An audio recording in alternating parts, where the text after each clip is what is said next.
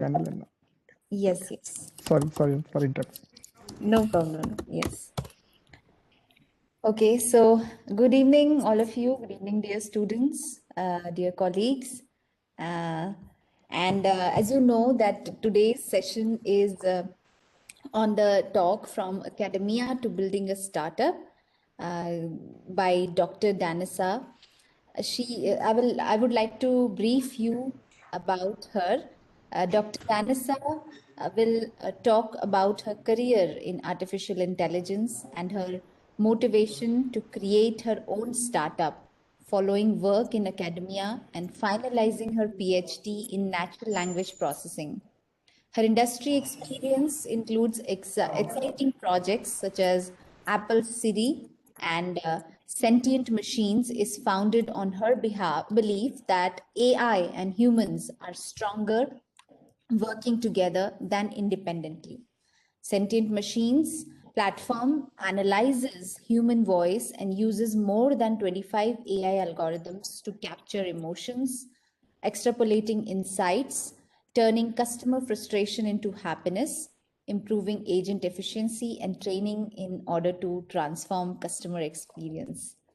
I think this is about sentient machines. Now, I would like to tell something about her. She is the founder of Sentient Machines, as I said, an entrepreneur, computer engineer, and experienced research scientist with a PhD from the University of Sheffield in artificial intelligence.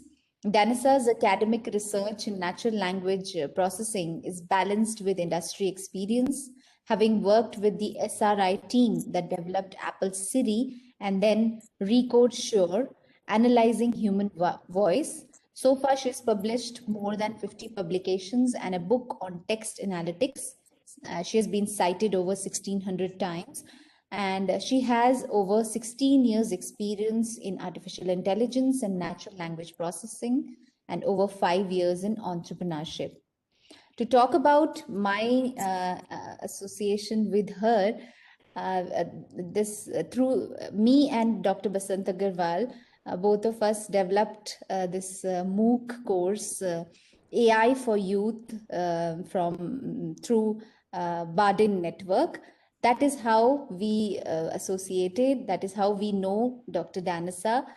She is a great human being, at least by the time that we have spent with her through online speaking. She is really a good person to talk to.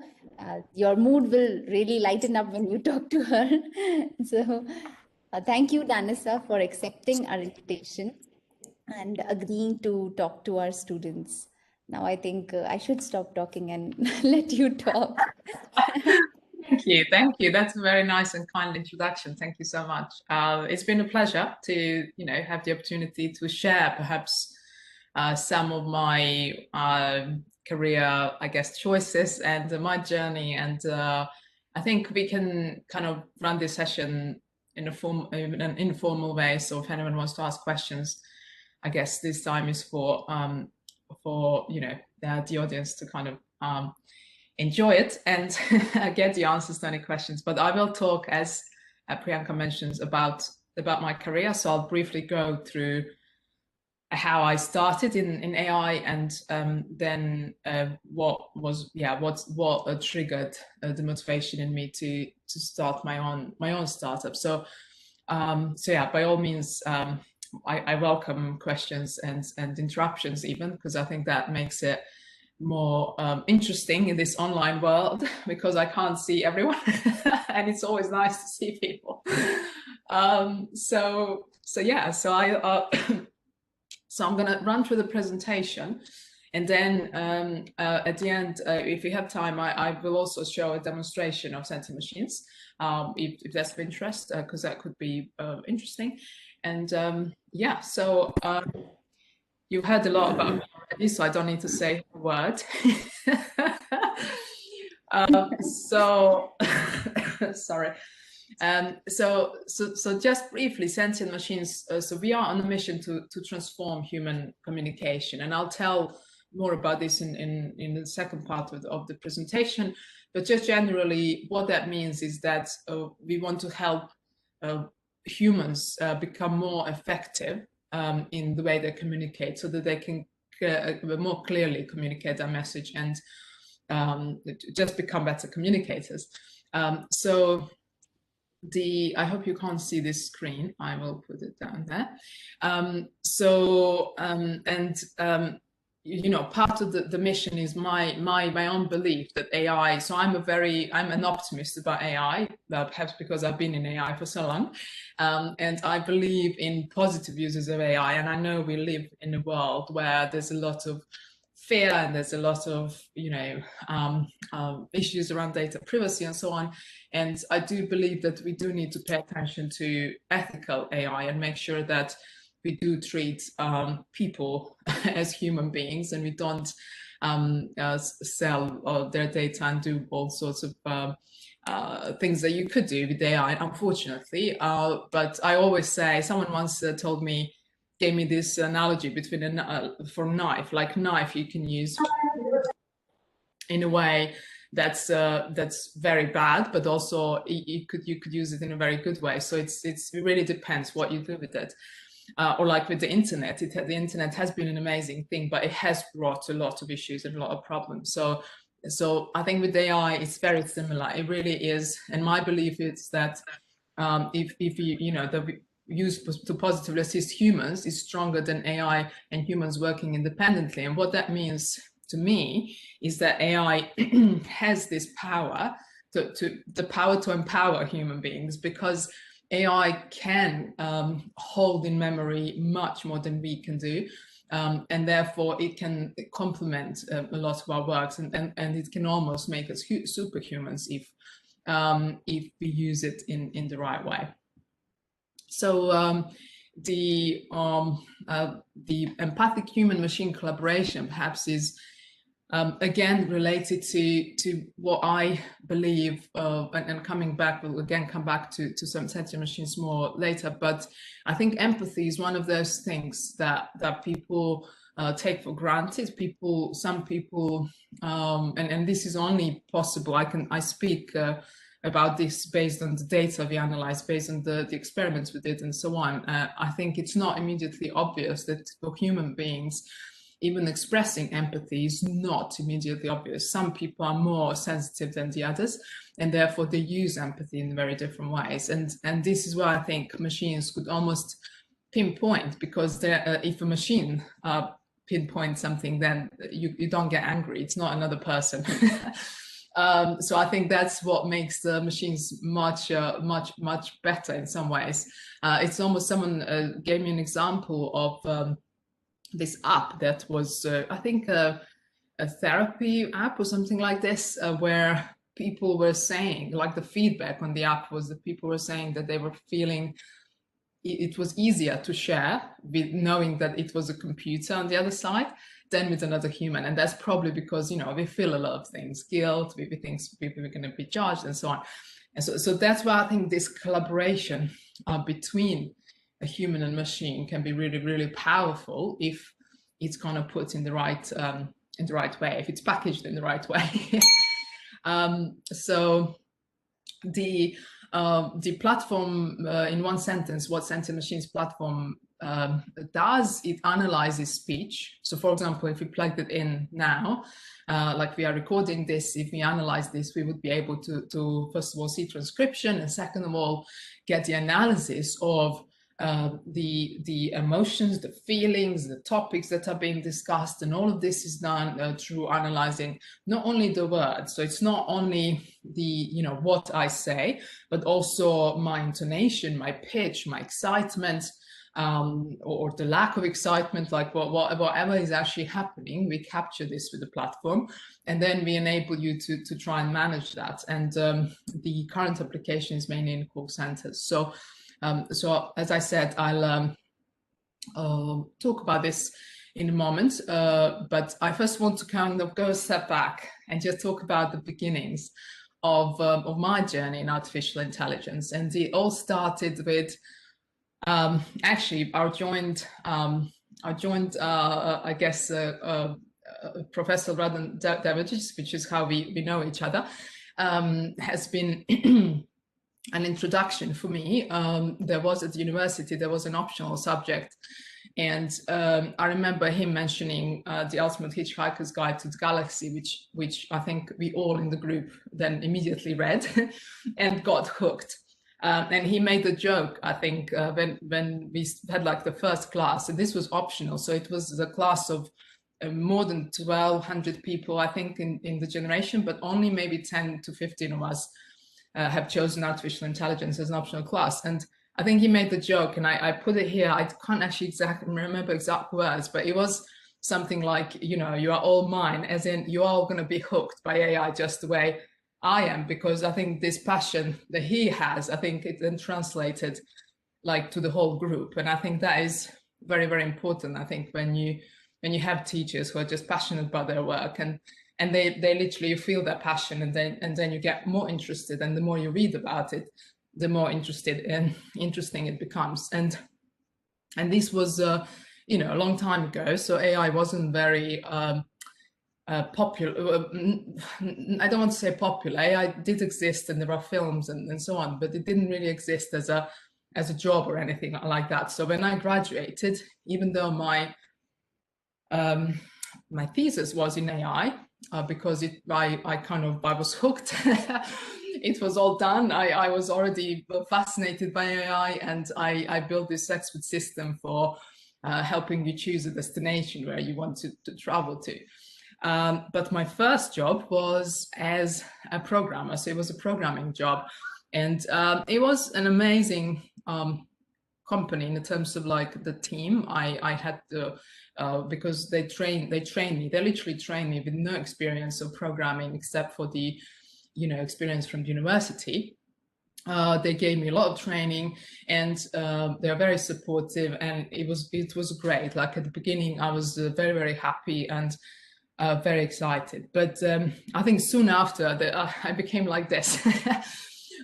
Maybe a year in or something like that. And I think I can only talk about this now because I think when it's happening, you don't really know.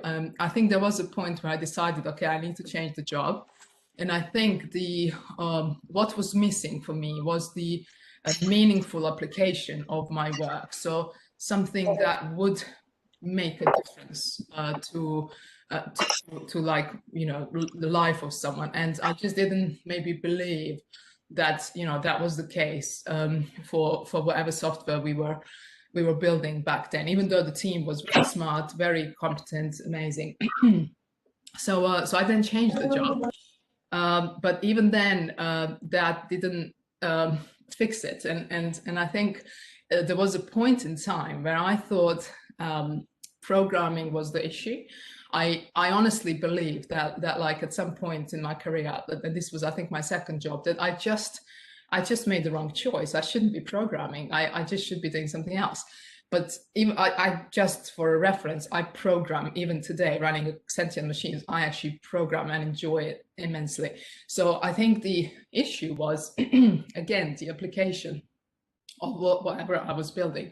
And at the same time, I started my master's. Again, I went back to university to the same professor, and I continued my research, and I was doing a part-time master in artificial intelligence. And I think at the time it was almost like overtaking my life. It was a part-time study, but I managed somehow to find time, even though my job was full-time. I managed to find time. And I think when you're passionate, when you love something, it's almost like it doesn't feel like work or like obligation. It's just so interesting that you're learning constantly, and you are constantly discovering new things. And that's how I felt with my master's.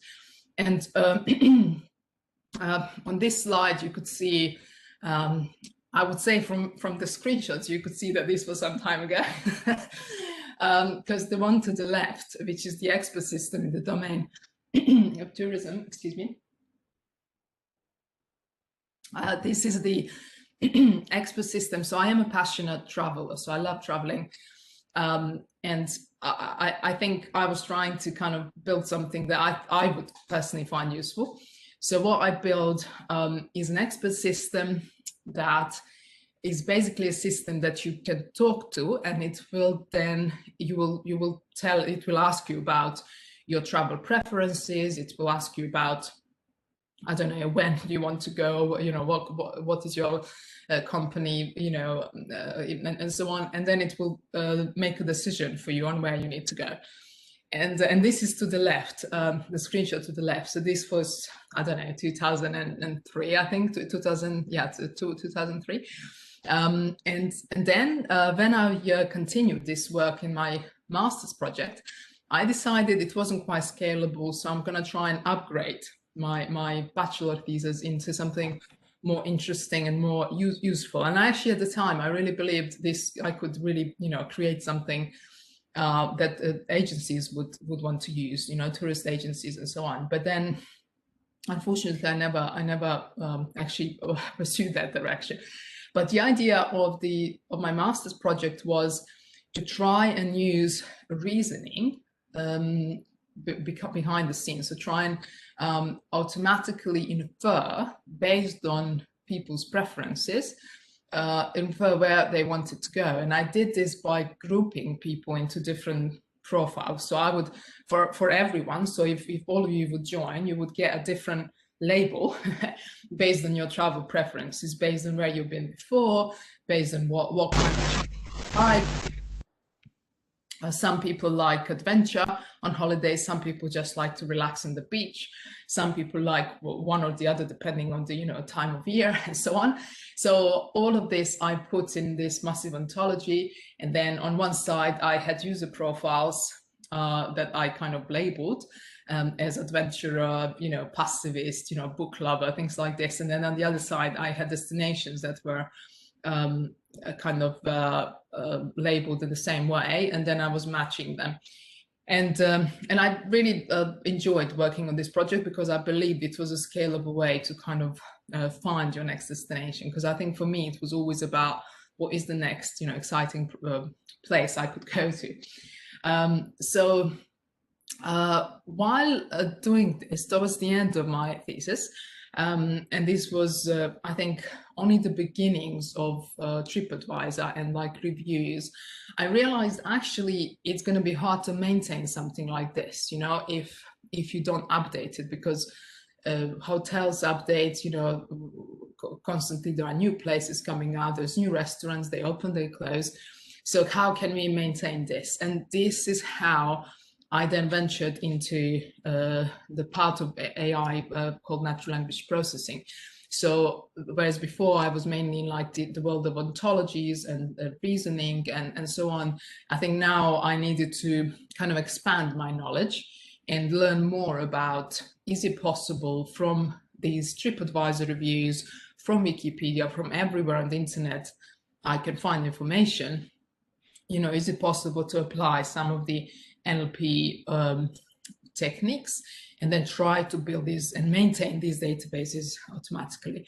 And this quite literally was how I arrived to my next destination, which was, so I was at the time in Serbia at University of Belgrade, and now I moved to England, to Sheffield, University of Sheffield. And the screenshot we are looking at is actually a screenshot from the software developed at the University of Sheffield called Gate. So the way it started is, I think I started using Gate because I kind of discovered it was a nice interface, very clear, and I could understand, even though knowing, you know, having a very limited knowledge of natural language processing, I felt like I could learn quickly. And this is how I then moved to England and started my position as a research associate at the University of Sheffield at that time. And this was an amazing place to be in terms of learning about natural language processing. I think a lot of times when you are kind of studying, and it depends, like what I find is like it really depends like on what group you are in and so on. And I think I was lucky enough to be in a group that was a real mix of computer scientists, software engineers, but also linguists. And I always emphasize the role of linguists and people who understand language when it comes to natural language processing. I mean, it's very like these days. There's data scientists everywhere. We have so much data. There's machine learning, and that's all great. But I always think that not having some background knowledge, or like at least a consultation with someone who has it, is always kind of a positive sign when it comes to natural language processing, because we are analyzing language here. This is not just random data, random tables. This is the structure that we know has been analyzed for centuries, and we know that there are things that well, we know there are some things that we don't actually know about language, which I think is another way to be fascinated by it. But for me personally, I was always into languages, into studying grammar, especially grammar, was always my passion. And I think with starting my research in natural language processing, I managed to put those two things together. So my computer science kind of dedication together with languages, and I really, really enjoyed it. So as a part of my work, I worked on quite a few very interesting projects, but today I'm just going to mention my PhD. And the PhD was about understanding and trying to answer questions automatically. And the system I developed, and you can actually, if you Google Freya with my name, probably it will come up. It is an open source project. So if anyone has any interest in kind of looking at or learning more about it, I think it could be a good project to kind of check out. And the main purpose of Freya was, well, there's all this information on the internet, and at the time semantic web and ontologies was like a big thing. We were collecting all this data. DBpedia was created, which is this massive database from Wikipedia, info boxes. It was just very structured. But the main problem is, okay, so we have all this data, but how do we access it? How do we make computers understand our queries, our questions? And this is what Freya was about. It was translating a question in natural language. So for example, what we are seeing here, what vegetable prevents osteoporosis? And it was able to derive an answer from a vast amount of data that is structured in a particular way. And in this case, you'll see in the next slide an example, but just want to, on this particular example, I want to show you the power of, not the power of Freya. Freya was kind of built on top of some of the, I think, advancements in the field already. And for example, reasoning in RDF or OWL, which are two different languages for expressing these ontologies and knowledge bases. So if you just imagine that you don't have the actual answer to this question is kale. Excuse me, I don't know what's going on with my voice. So the answer is kale. So kale prevents osteoporosis, but there is no document, there is no structure in the database that actually states that. But what we have in the database is that kale is a vegetable, also that kale contains calcium, and that calcium prevents osteoporosis. So because kale contains calcium and calcium prevents osteoporosis, the system is able to deduct that kale, therefore, because it contains calcium, prevents osteoporosis. So so I think this is, for me, this was always exciting, and this is a lot of this type of reasoning was part of my master thesis as well, because you could really automate and derive and quickly come to the answers of, to your question. So just maybe to give you an example of how would that work in practice, like what Freya does. So on top we see some kind of natural language queries. Some of them are fully blown questions. Some of them are more like, what we type in Google these days, capitals of countries in Europe, or what are the capitals of countries located in Europe. So what Freya would do, I mean, there's more, I won't go into the details, but let's just kind of, for the simplification case, say it will try and identify the main concepts. So here, capital, country, Europe, and then it will try to find relationships between those. So literally, it is trying to connect or align the language, so the words we use, with the structure, underlying structure of the data. So with the purpose to generate the queries. And the queries look like this. So this is Sparkle, or in this case, Circle query, which are two different languages for querying RDF. So, and what this means is that you, as a user, you don't have to learn this language. You just type in natural language, and then the system will translate into this complex structure. It will give scores, so you could then choose, oh, this one is correct or this one is correct, or it will just automatically pick the highest score for you and then execute the query to then give you what here we see on the bottom, which is the answer. So, and of course you could beautify the way you know, this is shown, but we can see here that Paris has the capital French Republic, and here it's inverse property, so really you read it the other way around. So French Republic has capital Paris and it's sub-region of Europe, and similar for the other ones. You could see, so really you can see that all these capitals are listed here to the left. So that's kind of roughly what Freya did.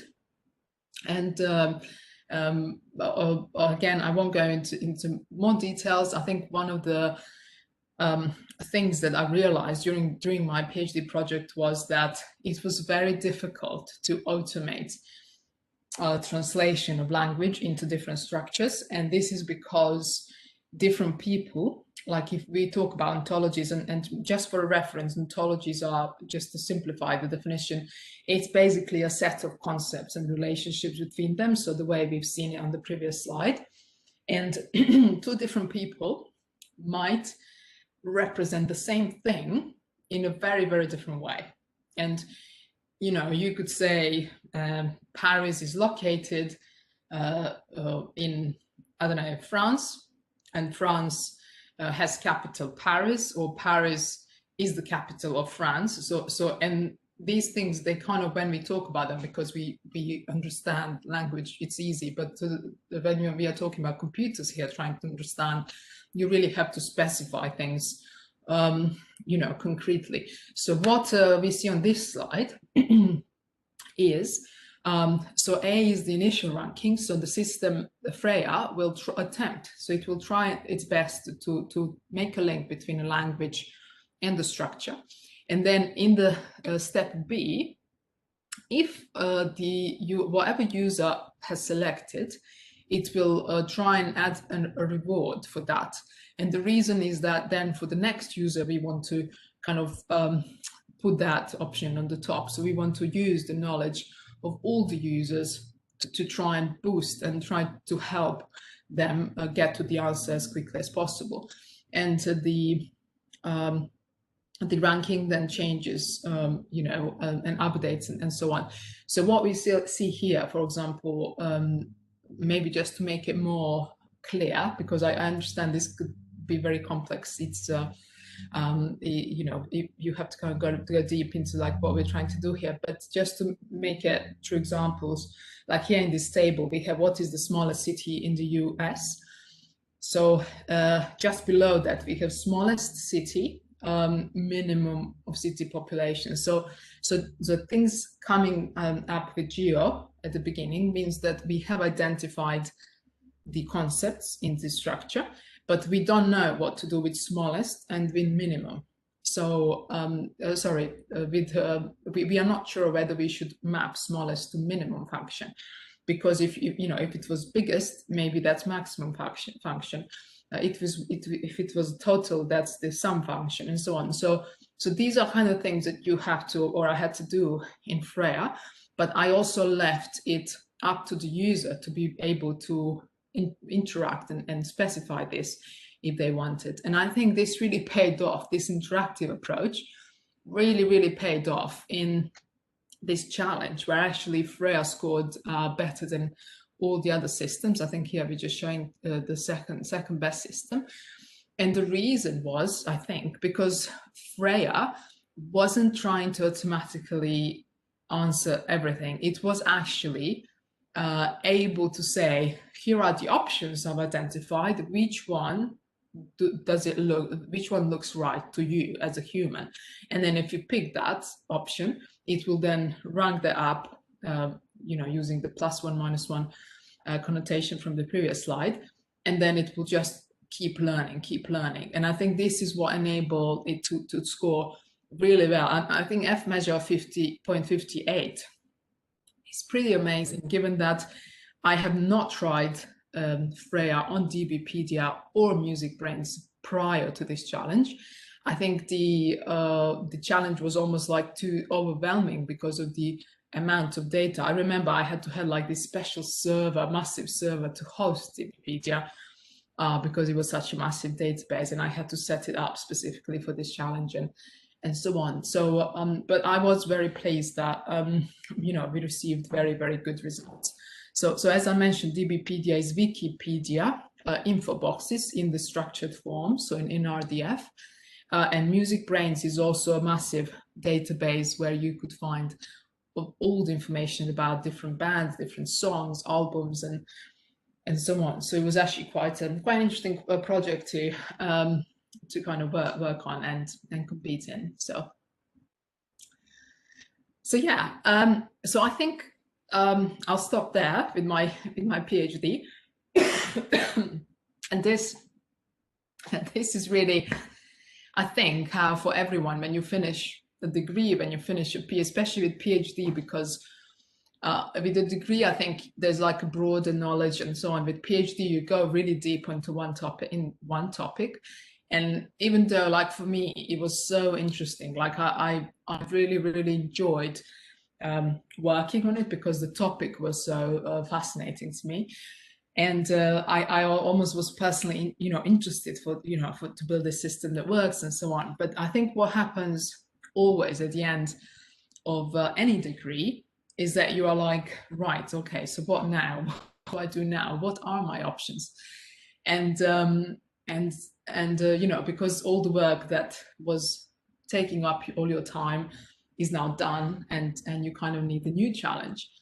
And I think what I was never told, which I would like to share just as an idea, is that after you graduate, after you finish your PhD, you don't actually have to just go and find a job. You could, but the options I had, for example, I was working in academia and I was going to choose, shall I stay and just do like a postdoc position, maybe apply for some lectureship or something like this, or shall I go and work for a company? And which company? Should I go work for like a big companies like Google, which is what a lot of people were obsessed about, or look for a smaller company? And to be perfectly honest with you, I had no idea. Like literally, I tried to make up my mind and so on, but I just couldn't. I loved academia for many reasons. And I enjoyed working in academia, publishing. I really enjoyed writing papers, networking with all these people. I ended up writing a lot of papers with like people I just randomly meet at conferences, because you just meet someone with a similar interest and then you develop these new ideas. And I really loved that part of academia. But I think what was perhaps taking me towards industry was the need for like very, very practical application, and for building something that people can use pretty much immediately. And while that can happen in academia, I think it happens much more often in industry. And I think that's why I ended up basically not knowing what I want, and then interviewing both academia and these industry jobs. And what happened then is that I just one day had a call from this recruiter who literally described a project that I was working on in academia. And the project was about generating learning quizzes automatically. So if you wanted to generate, for example, an exam, and you had a textbook, the project was going to take the textbook and then generate like this exam, question answers, quizzes automatically. And I thought that was a fascinating idea at the time when we were writing the proposal in Sheffield. unfortunately didn't get funded, but now there was this guy telling me about this company that was attempting to do pretty much something like this. I mean, it wasn't exactly the same, but perhaps I heard what I wanted to hear. And the opportunity was at the same time to work with the SRI team, who's just basically sold Siri to Apple and had the same technology to try and apply for this learning scenario. And to me, that was like fascinating. It sounded like I'm going to work on a state-of-the-art project. It's about learning. I love learning. I love education, and it's just amazing. So I basically said yes, and that was how I started, without really planning much or making decisions. It just, when the project came, I just knew this was for me. Like, it just felt right. And what we were doing, in this project, we were building this smart tutor, and the original idea was to embed this in a game, and then let teenagers learn about programming and have them on a mission and so on. But I think in the course of the project we diverted, we went to biology a little bit and so on. It was a startup, we were trying different things. But what was really fascinating about the technology we built was that it was able, and don't worry about reading the what's on the actual slide, those are just examples to kind of showcase that we were trying to build lectures that would be adaptable to different abilities. So if I am level 3 and you are level, I don't know, 6, then I would get much easier mission until I reach your level, and then we can be on the same kind of ground. So that was the idea. Another one was we were building user profiles. So if I am into sports, for example, dancing, then perhaps I could, this computer could adjust lectures to my interest and make them more interesting for me, as opposed to someone else who has different interests. So that was the idea, and it was a lot of fun. Another project I've really enjoyed, and again, I think another reason I loved it is because I had the opportunity to apply. So everything I've learned from my PhD thesis, in my master's, like previous work, I was now able to apply in a project that was going to be used by real teenagers, and learning them how biology and other things. And here we just see one example. If we see here the power reasoning, so how many cells in my wrist, if a student asks this, you could say almost 1 billion, because you have this in the database.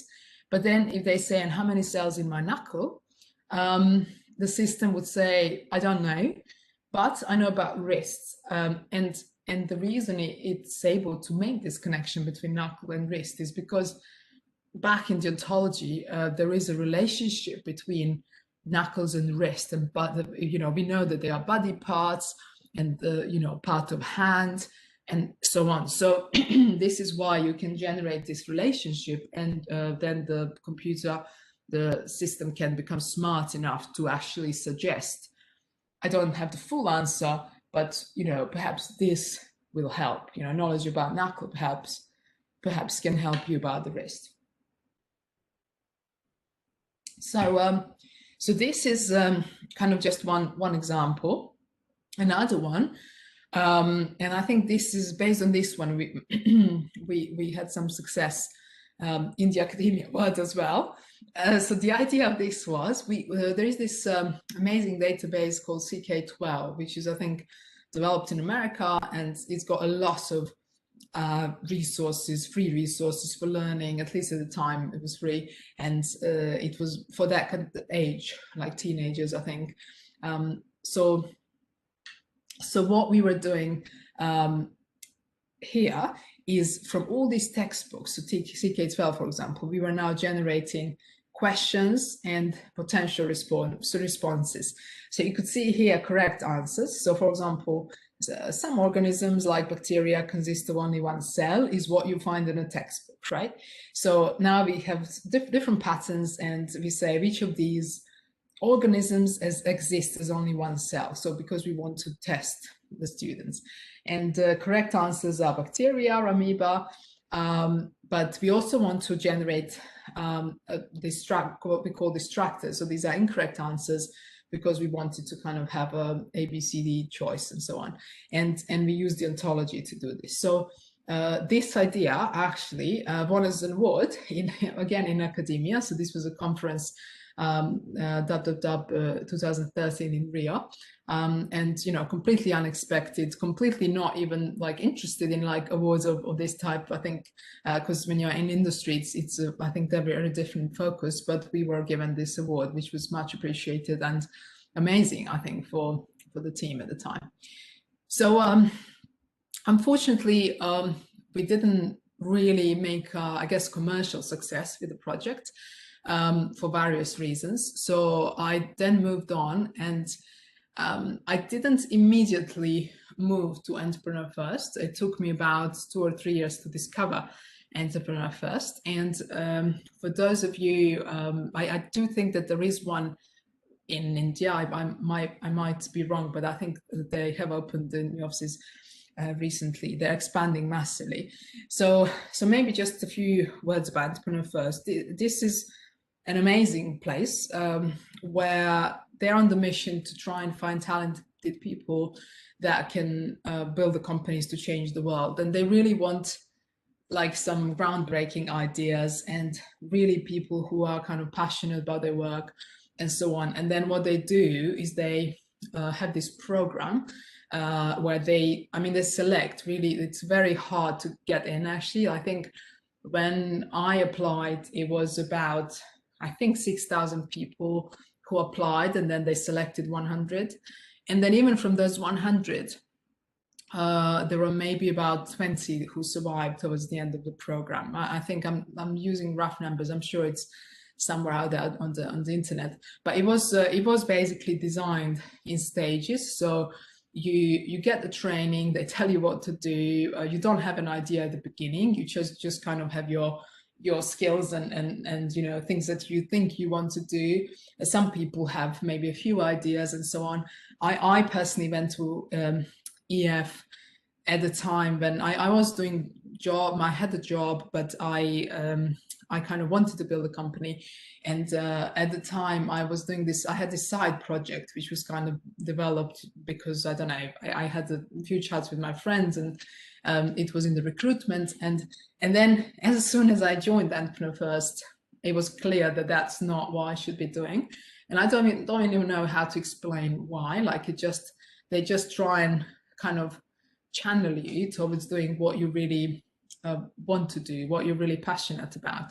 And I think while recruitment was cool, I don't think my passion was enough to sustain me building a company in that. And this is basically how I then came to the idea of Sentient Machines, and this is how it all started. So I guess maybe just a few words on like why did I start the company, that is today Sentient Machines. And I think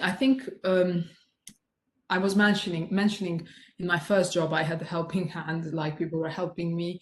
I was learning from everyone and so on. And this is not only my first job. I think I had a lot of support throughout my career. Like there were always people who were better than me, more experienced than me. And I think in my case, I am one of those people who just asks questions and asks. And I think I would encourage everyone to do that. I just talk to people, and I think I was never, if I was stuck, I would have a conversation, and I wouldn't be embarrassed, I think, to ask anything. And I think that's very, very important, because I think often you listen to these talks and think, oh my God, I remember being afraid to ask a question, thinking, oh, maybe it's mentioned, I missed it, and so on. And I think that's what stops you then from progressing. I think it's always good to just be open and curious. And so so I felt I always had a helping hand, and in particular with communication, I always thought of myself as a very good communicator. But then, and this was during my PhD, I started doing all these presentations of my work, and sometimes it was in front of a lot of people. And I thought, I like this, but I am a bit uncomfortable. So I went along to some presentation workshop to see if I can improve my presentation skills, because I was a bit nervous about it. And the first thing they did is they recorded us. We did like a short presentation. They recorded us, and they made us watch it. And I think what was fascinating for me at this workshop was that when I was speaking, I was so like confident, and I thought it went really well. Like I delivered message very well and so on. But then when they played it back, I saw so many flaws, so many, like it just didn't feel, it was not great. Like it was pretty bad in terms of presentation. So then I realized there's a big difference between, you know, speaking and listening. Like a big part of talking is actually listening, because you're kind of trying to connect. And here, unfortunately, I can't connect very well with you guys because it's like all in this virtual world. But generally, even, you know, like I'm speaking now to you, and I really want to connect to you, because, you know, that is the only purpose of having this session today, to try and deliver a message and try and, you know, change something, make someone more curious, make someone inspired, and so on. And I think you can't do that unless you try to connect with, you know, whoever is the other person. And I think this kind of started my fascination around communication and generally the language, how we use language, and how we use speech and gestures, and how do we use all of these things in a way to then become good communicators, and also how unaware we can be of our own communication skills. Like, for example, I really thought I was excellent, but I was terrible. Like I really needed to work a lot to improve my presentation skills. And I think this is, I guess this was the beginning. And I think the emotional side, I realized, played a big role, because you usually connect to people through emotion of any kind. And I think this this concept of, like, people talk today a lot about, you know, how it doesn't matter, you know, what you said, it just, people remember how you made them feel. And I think this concept of how did you make them feel is what's today, I believe, embedded in sentient machines. So really, in sentient machines, we're trying to capture this emotion with a purpose to then try and help people understand the reason for this emotion and how this can be turned into a more positive emotion. Because some, and I don't want to say, I mean, it's very relative. If, you know, you could argue that anger is positive if it's motivating you to do something good for yourself. But when I guess when I talk about positive, I'm thinking of satisfaction and happiness and so on. So and I guess when another related story to this is when I went to Bhutan, not far from you guys. I was really fascinated by the culture. And by the way, I've never been to India. It is on my list. I was so blown away by the people. And I was trying to understand why, because I've traveled a lot. I remember Japan, you know, felt that good feeling. And, you know, many places I've traveled to that you know, I just felt good. I loved the people there. But Bhutan, I think, was special because I felt people were somehow very humble and very content. And then I learned about this gross national happiness. And I think this was like, wow, like I mean, I Googled about it afterwards, and I realized that there are other measures and so on. But the country that measures happiness of their own people, I was like, that, you know, we should, in Europe, people don't use that. People use just like GDP and things like this. You know, how much money have you made? How much money have you spent? This is the measure of our economy and so on. So I was really inspired to see, and to a degree, it validated, for me, it also validated what we are trying to do with Sentient Machines, because it kind of, it was kind of saying, well, actually, you know, it's not all lost. We do care about people, and it's important to measure happiness, and it's important to measure how people feel and why, and all these things. So yeah, so I just thought that's that really resonated with me. So the of course, when the emotion come on the way when we communicate, especially if people are angry, if you know, if they've had a bad day, and so on, and then they misunderstand each other. And usually misunderstanding is maybe a lack of listening, lack of concentration, all these things that could be easily fixed. But this is, I think, partially where I believe with Sentient Machines we could make a difference. And at the moment we are very focused on contact centers, I mentioned. And the reason we are focused on contact centers is that in every company that has a lot of customers and communicates to these customers using phone, email, and so on, these people, if there is miscommunication, this will definitely lead to missed opportunity, because you want your customers to be happy, you want your customers to recommend you to other customers, and so on. And this could also damage customer loyalty, because they will leave, they will not feel you know, valued, appreciated, and so on. And this can be a big problem, of course, for the business. So we talk about contact centers, but really it's like the business is at stake. It's not just what happens in the contact center, because I believe what happens in the contact center is just a reflection of how the business is going. And what I found fascinating when I started Sentient Machines was that, you know, all this data exists, like in companies, you probably know, like whenever you call the call center, they say this call is recorded and so on, but they don't actually do anything with it. Maybe they manually review the calls and so on, but they don't actually do much with it, in terms of there is a massive potential in this data if you analyze it, but because of the limited technology people have, you know, they're not actually using it. So what we have built in Sentient Machines is a platform that plugs into your telephony system. I talk mainly about telephony system. Everything I say for telephony is equal for email and chat, and we have customers who use it for emails and chat. But perhaps voice is 70% of the contacts, is like the biggest one, and there's like the biggest traction is in calls. And then we have more than 25 unique AI algorithms that run through these conversations. And then we present the results on the dashboard. And again, I think we have three main purposes. So to improve communication by analyzing what is being said, can we help the agents improve communication, and so on.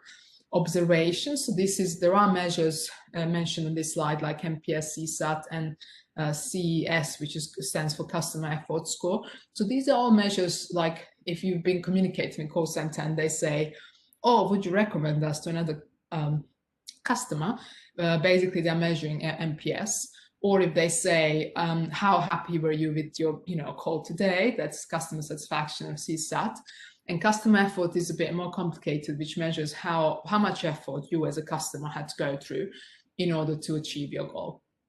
So what we're trying to do with Sentient is to try to help people improve all of these measures. So the end goal is happy customers. That's like the only goal we have here. And of course, the third one, examination, is all about being compliant and being able to highlight non-compliance issues, find vulnerable customers, very important in the COVID time, and so on. So I'm not going to talk much more about it. This is just some screenshot to bring to life what I've just said. So agent coaching, you could compare agents, for example, and see who has more positive versus more negative calls. You could also do this by topics to decide who needs training in what topic.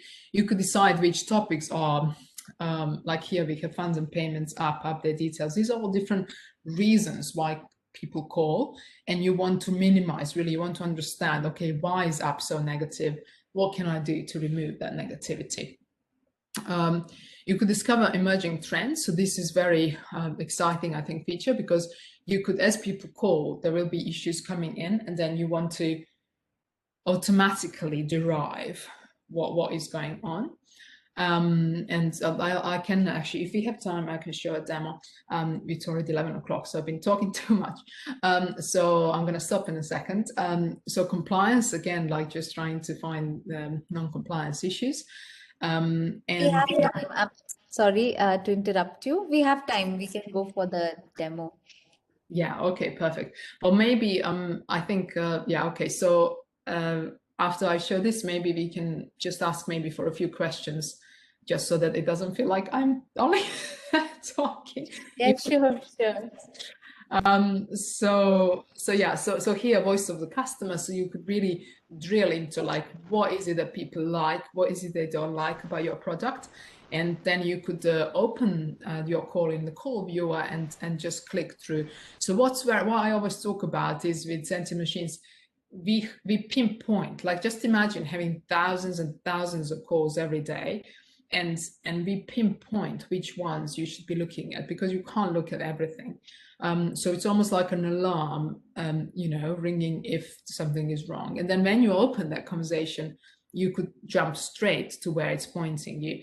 So if it's half an hour, you can only, review 30 seconds, and maybe you need to call that customer back. Maybe you need to do something, but that's basically the situation. And yeah, so, and here we also have call summaries. So this is, you don't have to listen to the whole conversation. You can just quickly see, I've broken my arm and I was wondering how to go about claiming the insurance. And you could immediately see, okay, this person is claiming insurance, what do they do? So it's all about trying to improve the efficiency, I guess, of the review process in the call centers, and give some additional insights. So I was going to do a demo now.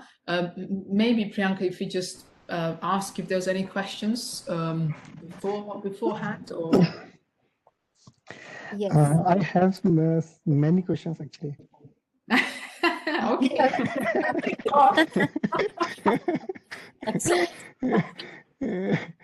Actually, I've seen like people who work on natural language processing. So the world is divided in two kinds of analyzing, like text. One is based on linguistics and knowledge based, and another is world who are focusing on machine learning and deep learning. I see that you are more biased towards linguistics and that knowledge based analysis of the text. Is it, or you are also using the machine learning and deep learning based models for your sentient machines and for your PhD also? Actually, I've just realized now, see, the way I say something, what I actually mean. It's not aligned. So I think what I meant to say is that you need a linguist to give you input. So for example, so just to answer the question, I think every single algorithm in sentient machines is based on machine learning. But the way you collect your data is where I think a linguist or someone with the knowledge and understanding of language can really help you out. And this is, I remember at the very beginnings, I think when you collect a lot of data, like today we have a lot of data, so we don't have to, it's not the same problem, but it's almost like we don't have that problem anymore. But at the early stages, I remember we were trying to collect data, maybe even from the internet, which then we completely abandoned after we collected more real data. But we had people, so linguists, trying to create different variations of the same sentence, just so that it can increase the opportunity for like trying to capture as much as possible. So we were using machine learning. I think there was only one out of these 25 algorithms that at the very beginnings was rule-based. and I think even now that's replaced. I don't think at the moment we have anything that's actually rule-based. So I think for me, it's like at the beginning you start, you have no data, you do what you can do. Sometimes with rules you can generate data, and this is, I think, a rules plus linguist can help you generate a lot of data actually. And then as you collect more, then I think it becomes less important because you can then start learning from the data. Okay, and from your PhD also, so how you created your knowledge base and ontology? I mean, from your data, so how to create that? So that's a very good question. That is, I think in my case, I just used what was, I created some of them, but I tried to compare the system with some of the others, and then I kind of had to use, there was this Mooney database that was already generated, and DBpedia automatically generated, I think, from Wikipedia info boxes. Whenever something is automatically generated, that means it has a lot of noise, but very often, like when I'm talking about ontology learning here, like if you apply machine learning to building an ontology, it's very difficult to make a very kind of precise statements and so on. But then you solve that problem on the other side, which is like when I was testing Freya on DBpedia, at some point I was thinking, it's almost like I used to call it question answering system, but it felt like it was a data discovery system, you know, like it was enabling me to see what's inside the data because it was asking me to map all these words to the data structures. So yeah, so I haven't actually generated the data. I just used, even for parsing, I was lucky enough, I guess, to take, Stanford parser and do my parsing, without doing any training.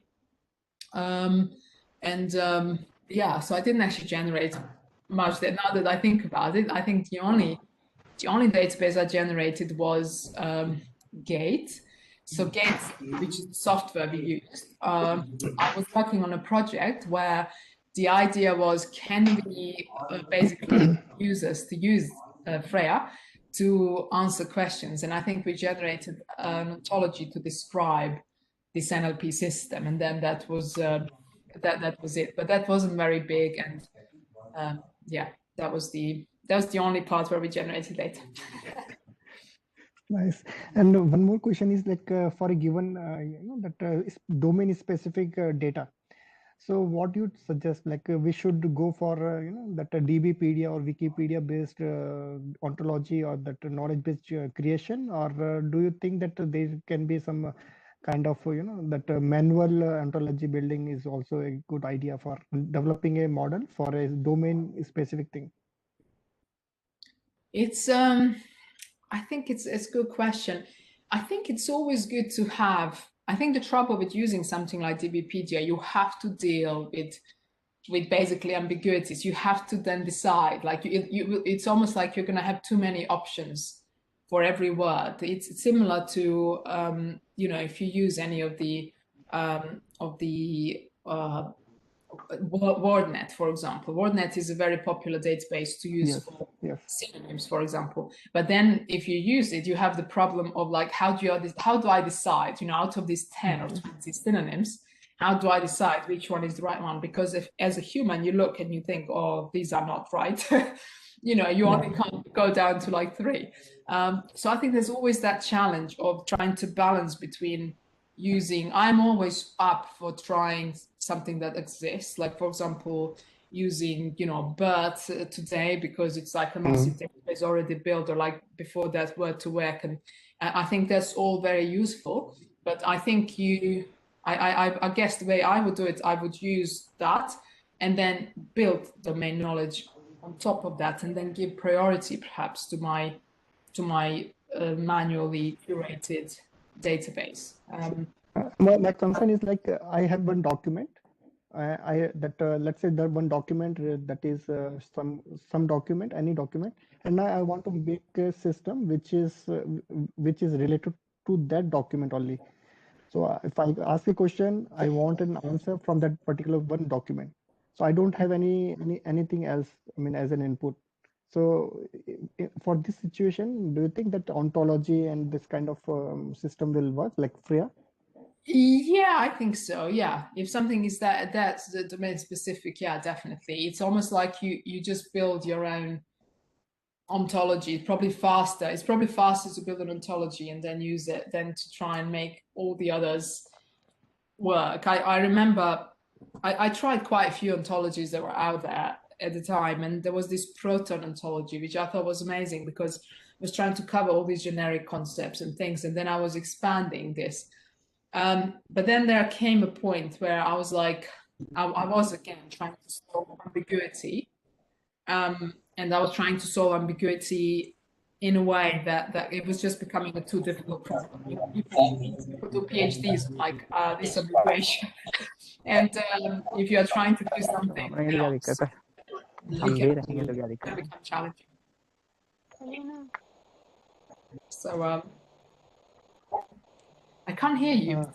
Yeah, sorry. Sorry. Sorry. Yeah. So that was very nice. Mohit, do you want to ask anyone else who want to ask something? Mohit? Manvindra, your mic, there is some noise from their side. Manvindra.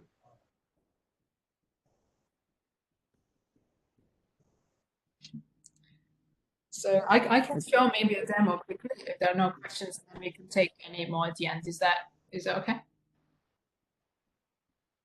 Yes, if anybody does not have. Manvendra, do you have any questions? There is some noise from their side. Yeah. I don't. I doubt he's aware that the mic is on. Okay. So I'll just move to my other window here. So I'm just gonna spend 5 minutes just to maybe bring what I was talking about to life, so that get a better idea of what's going on. So so as I said, in Sentient Machines, we kind of plug into telephony system or to email, CRM, whatever there is. And then we try and apply different measures and try to map agents. We basically attach some evaluation metrics to agents. So here we have some like index, which is our own measure, where we ranked people according to this index, and you could see the green ones. So these are not that pretty good, I'd say.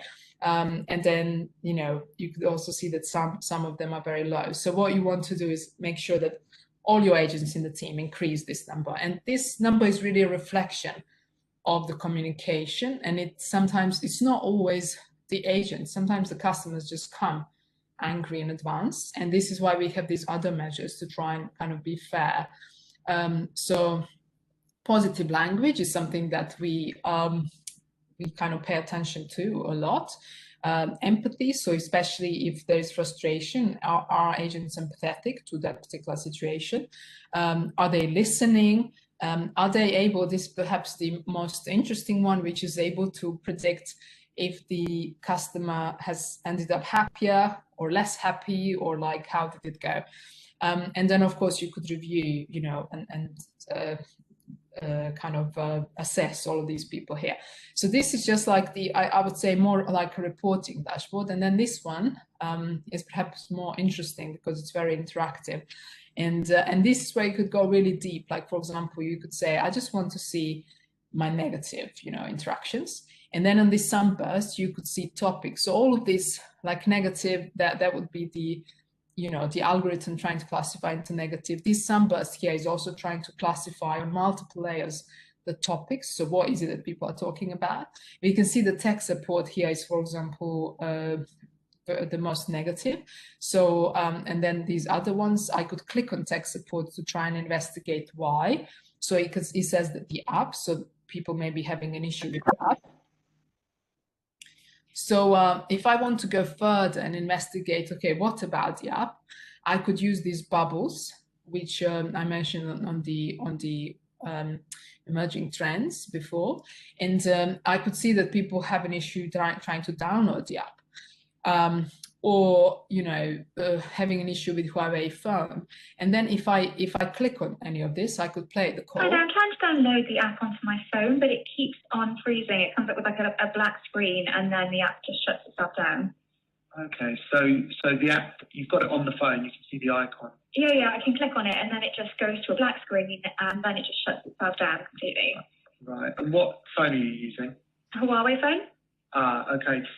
Yeah, the app unfortunately is designed to be compatible with Huawei phones, but we are finding that it currently only works with iOS and Android. Like, if some people are having issues with it on the Huawei phone. Oh, that's so annoying. It says on the actual thing, like on the App Store, that it's compatible with Huawei phones. So you can see kind of how it's split, like blue and gray, like who is talking, is it the customer, is it the agent?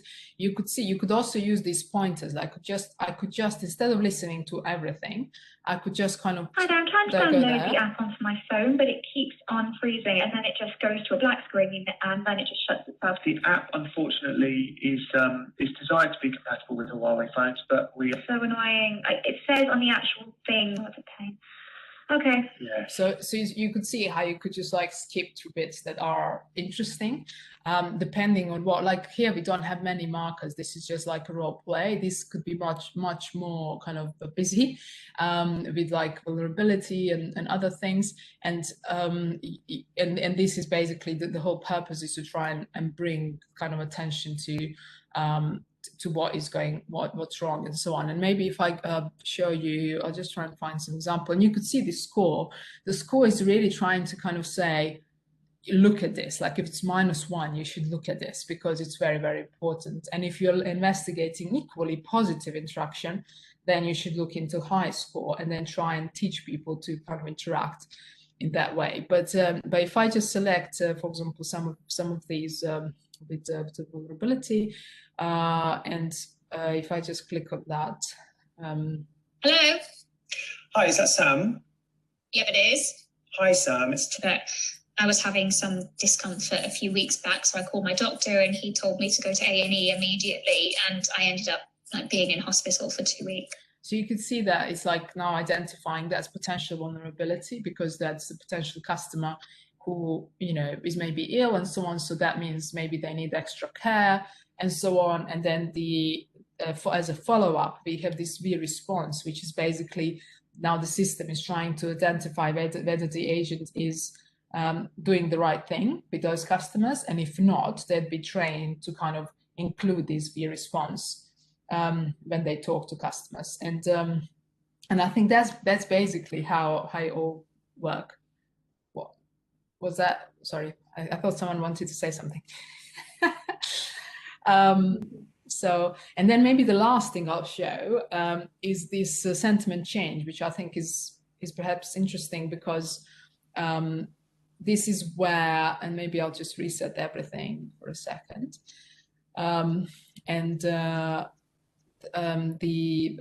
We've seen on the slides, like here we could have like compared things, and we could have compared agents, for example, or we could compare the category. And sorry, we're supposed to do this here. So you could see how many. If I just selected negative, I could compare, which agents have most negative and so on. Here I don't have much data on this demonstration, but in real time this would be like thousands and so on, and you could really see like a difference. So the last thing I want to show you is this change algorithm. So for example, if you had a really bad interaction and then you wanted to see whether that has improved, we have what we call bad to worse. Maybe actually let's look at the bad to worse. Bad to bad is basically it hasn't improved. Like it was bad and it's still bad. Bad to worse is just like it has actually gone worse. So we can have a look. Good afternoon, Hallwood Finance, Phil speaking. And maybe I'll just skip through like negative. 15 minutes is a very long time. That's quite average.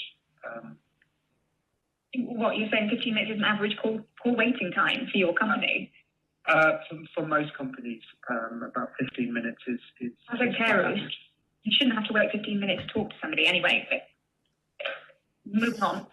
I want to open an account. No, I mean, What day and age is this? I can't upload a photo to you guys, or.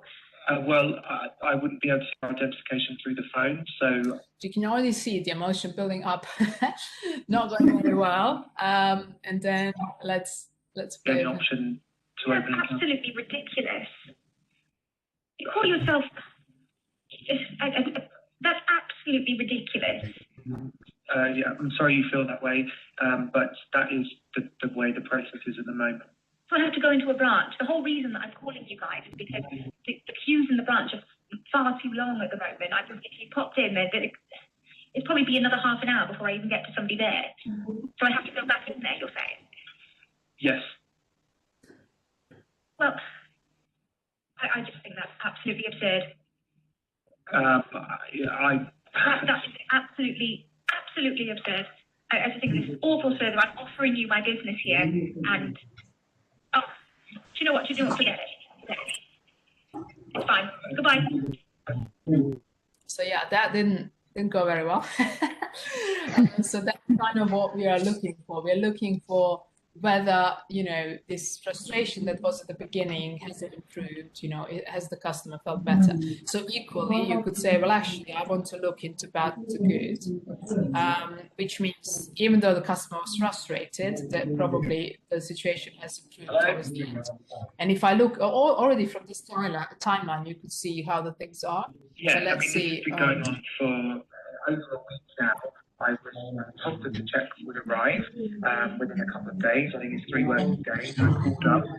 I was then told, oh no, your check's going to be with you the next day.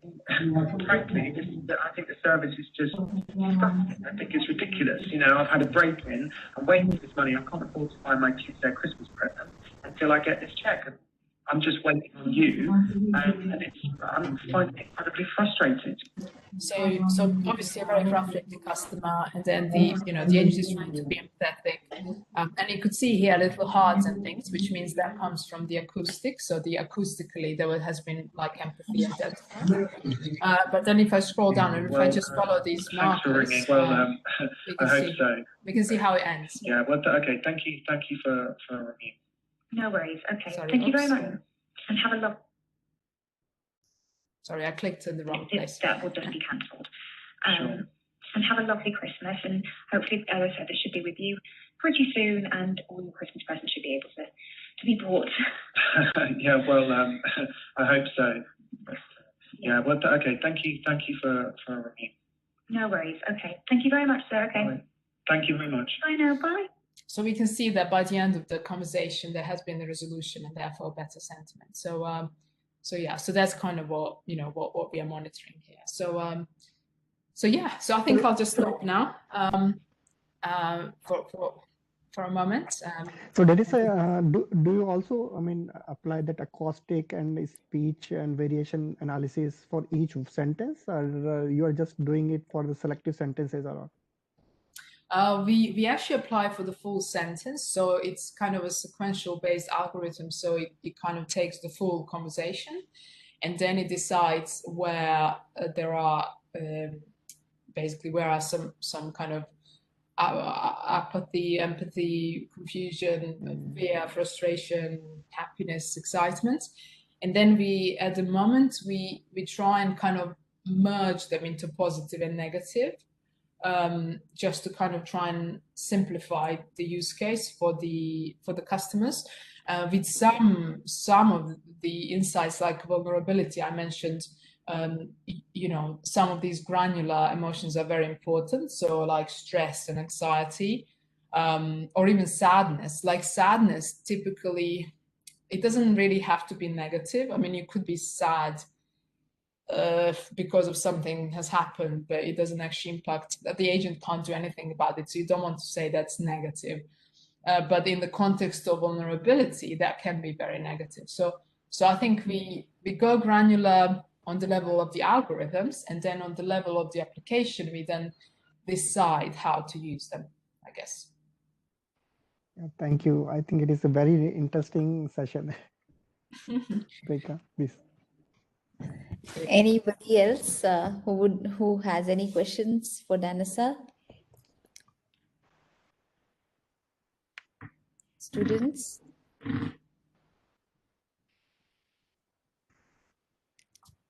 they're either happy or they are asleep. So we don't know. Disadvantage of being online, virtual.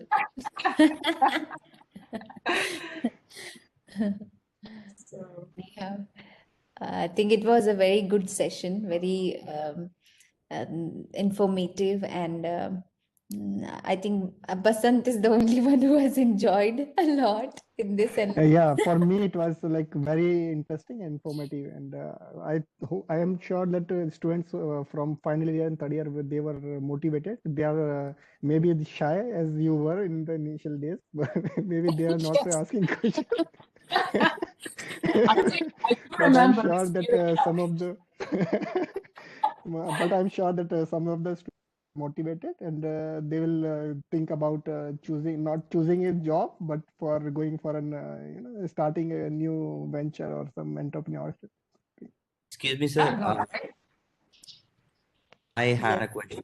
Hi, ma'am. Yeah, It's an Sandeep. I'm currently an undergraduate in computer science and engineering, third year here at IIIT Kota.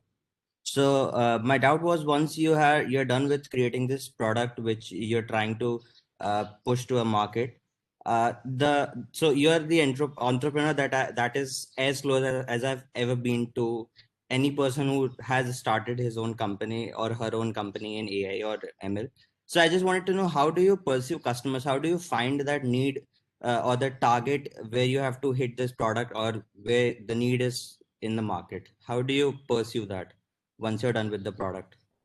That is a very good question, and the reason I would say it's a very good question is because when I started as an engineer, you always think, well, I'll build this and then I'm gonna sell it. But the first thing I need to do is build it. And then when I joined Entrepreneur First, they basically said, do not touch, do not build anything. First, find your customers. And so what we did is we basically wrote down the list of companies. We went to LinkedIn, wrote down the list of companies that we just had an idea. We thought they had customer interaction, so they would be interested. And then we found like positions of these people that we thought could be interesting for us to talk to.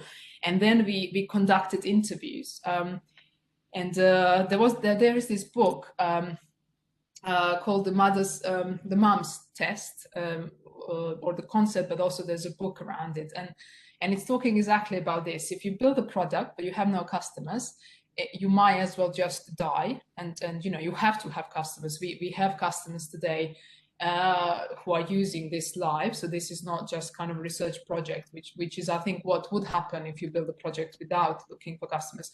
But the Mom Test it gives this example of, like, if you ask your mom, hey mom, would you like an app with recipes? She'll probably say yes, because she likes, if she likes to cook and she likes new recipes, why not? She would probably say yes. In reality, would she use the app?